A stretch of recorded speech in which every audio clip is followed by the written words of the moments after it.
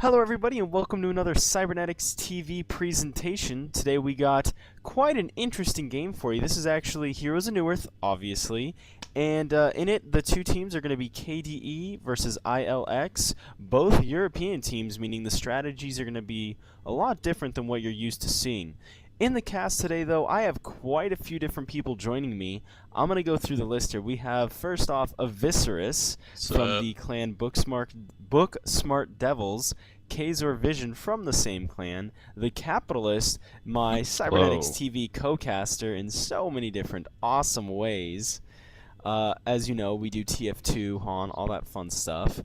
Zerak on the camera, he's coming in solid today. Normally you have Snoopy as a cameraman, but Zerak did offer up his time today for us, so hopefully he does a pretty good job there for you guys. Chappie is in Mumble, but it looks as though he is AFK. We have Impulse, a community shoutcaster, joining us. He does Heroes of Newerth over at Gamefire, so it's always nice having him here. And then Xenome, the tech guy who builds our website and does a lot of the underground work, so to speak. So everybody go ahead, say hi. How's it going, ladies and gentlemen? What's up?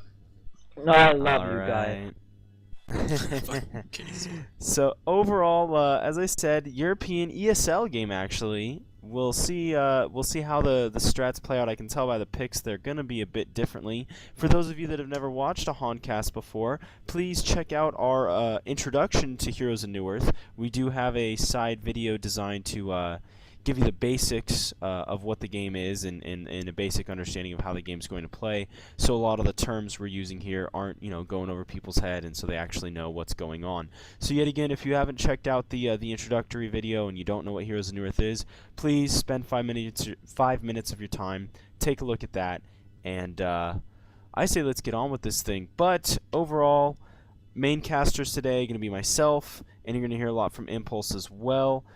So, yeah, without further ado, oh, I'm sorry, for those of you that are just taking the audio cast, if we do an audio cast with this, the replay number is 419-756-32. That's 419-756-32. We are, as always, going to be at the 5-second mark, 110 in-game. Alright, Zerak, are you ready to go? Everyone else ready to go? Rock and roll. Indeed. Alright, 3, 2, 1, go! And we're off. As I said, it's going to be a European game, so we're going to see some interesting picks. Starting off on the Legion side, we see, we'll just run down the list. We see Overpow on Fade, Donor on Engineer, Pimpu on Chipper, Ophelia is Kabapo, and then Ubermag on Glacius. Then for the Hellborn side, we have Wolfo on Zephyr, Poker on Wretched Hag, Love from Above on Blacksmith, Weo Baby on Pyromancer, and Zanaho on Demented Shaman. Overall, Impulse, Legion side, very European-style team here. A little bit different than what we normally see. Any comments on that? I'm really curious as to who their hard carry is going to be. I mean, they have Engineer, who's known to be able to hard carry with enough farm, and then the new hero Fade, who a lot of people try to play as a carry, but I don't think it's going to pan out that way. But really, this team is going to peter off at about 30-40 minutes. Definitely. Engineer is going to be relying a lot on his gadget, his turret, to keep them in the game late. And as for the Hellborn team, we do see the Blacksmith Pyro lane coming in, Wretched Hag solo mid, and then Demented Shaman and Zephyr. Zephyr, of course, being the carry for this team. Really, I see, a 30-35 minute really powerful crushing blow coming here from Zephyr. He should be able to farm pretty well, but I mean, overall, your thoughts on the Hellborn team? I would just say that it's a standard team for more or less. I mean, you have your standard carry, standard babysitter, your gank lane, your hard carry, getting babysit obviously, then you have your good solo mid with a semi carry. I mean, all this just screams standard and something that you would see in almost any tournament. Definitely. Well, Wretched Hag versus Chipper in mid, who do you feel's got the advantage there? I'd have to say Chipper is going to win that lane just because of his last hitting and harassing ability. Wretched Hag is going to get those runes and be able to gank a whole lot better than Chipper will, but Chipper is definitely going to outlane this Wretched Hag without question.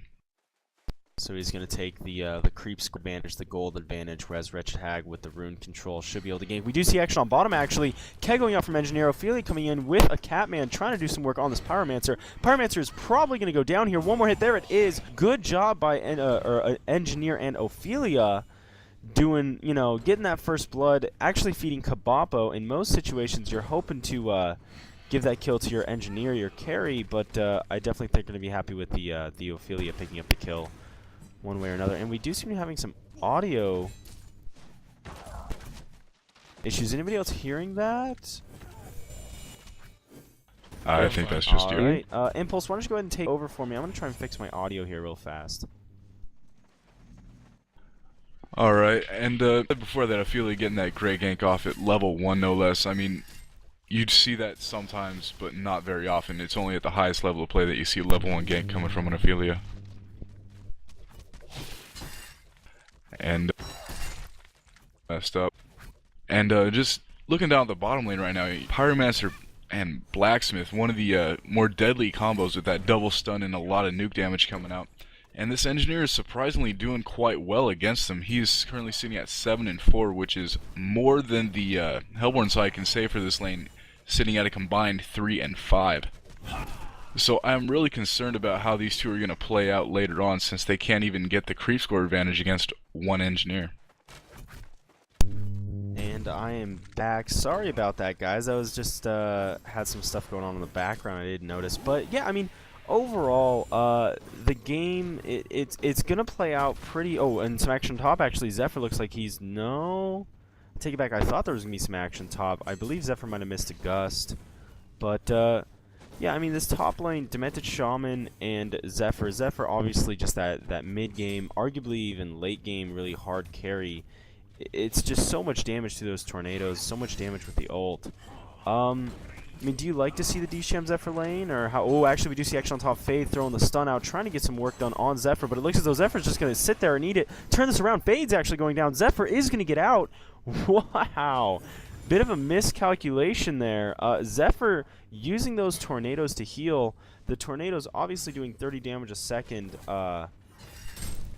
you know, each one, but you can actually sacrifice them, I believe, for 15 health. Yeah, so getting those 4 tornadoes, that extra 60 health was just that little bit of a difference, keeping Zephyr alive, being able to actually come in and get the kill.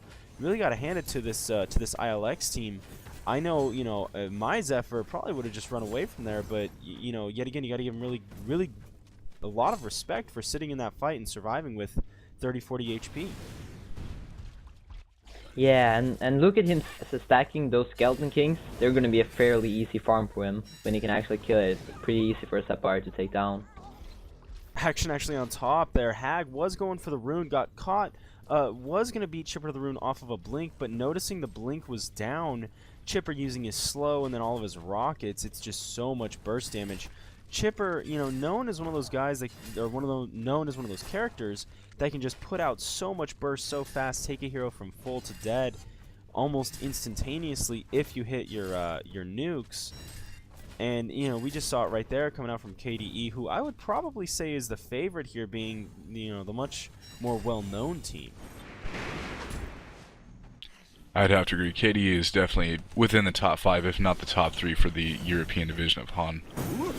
And as actually we see a gust and probably a heal bomb. There it is, heal bomb from Demented Shaman, knocking that Fade from half to dead in one fell swoop. Great job by the Demented Shamans. We actually see another kill down bottom. That was Blacksmith going down to another Ophelia gank with Engineer helping out. Pyromancer going to take some heavy harassment. He's going to get pushed past the tower as well. Alright, and just to make sure anybody listening to the audio cast is synced up until multiplayer replays are implemented along with synced replays, like people can fall behind or end up ahead. We do have to do these sync ups. So I'm at 5:30. We do see a little bit of action on bottom. Wretched Hag actually coming in here, doing some work on Ophelia, but needs to keep out of the range of those creeps. And it looks like the Engineer coming in. They're going to get a pick on this Wretched Hag. Who did Wretched Hag get out? I don't believe so. She was trying to blink out, but it didn't work for her. Great play by Engineer coming over and getting the keg. But yet again, we are at 550, 51, 52, 53. Cameraman, let me know if we're good, if we're bad. How we doing over there? You can